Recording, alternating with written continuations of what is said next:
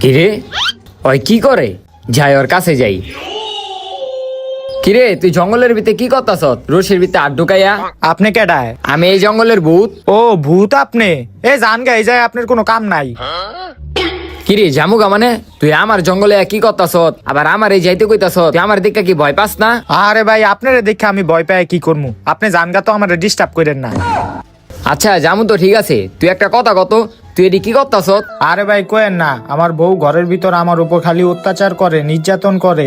এই জ্বালা সহ্য না করতে পাইরা আমি এখন ঘর থেকে বাইরে হয়ে ফাঁসি দিতাছি। আচ্ছা ফাঁসি দিতাছ ভালো কথা, ফাঁসি তো মাইসে গলায় দেয়, তুই হাতে দিতাছ কি লিগা? আরে ভাই গলায় দিলে তো আমি ব্যথা পামু, এ কারণে হাতে ফাঁসি দিছি যাতে ব্যথা না পাই।